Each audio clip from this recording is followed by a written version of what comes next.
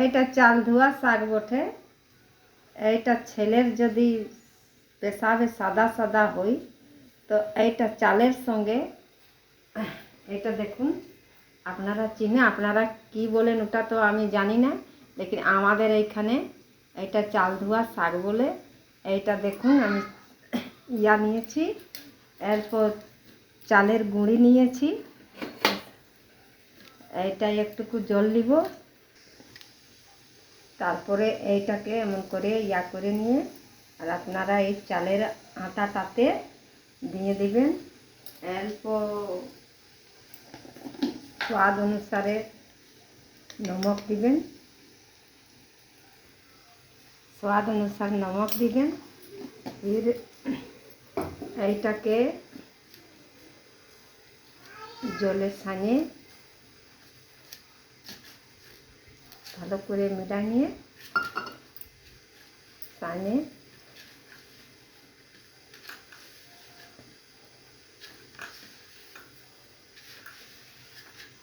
ছেলের যদি পেশাবে সাদা সাদা হয়, যেমন 7 বছরের ছেলে, 3 বছরের ছেলে, 2 বছরের ছেলে পেশাব বন্ধ করে, আর যদি পেশাবে সাদা সাদা হয়ে যায় তো আপনারা এইটা করে ছেলেকে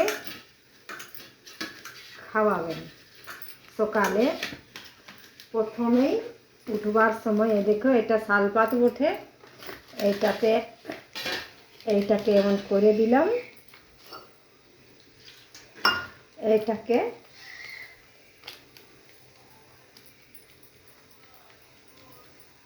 আর এইটাতে একটা ঢাকে দিলাম।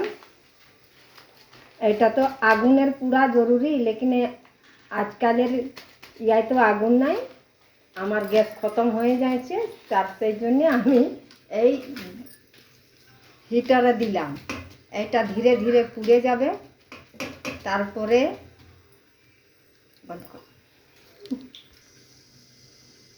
দেখুন আমি এটা দিয়েছি, আবার এটা অল্প অল্প হয়ে গেছে। এটা দেখুন পাতটা পুরার রকম হয়ে গেছে।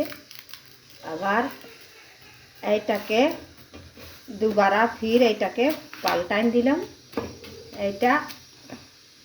এইটা পাতটা পুড়ে যাচ্ছে, তো ইয়ার মানে এই রুটিটা হয়ে যাচ্ছে।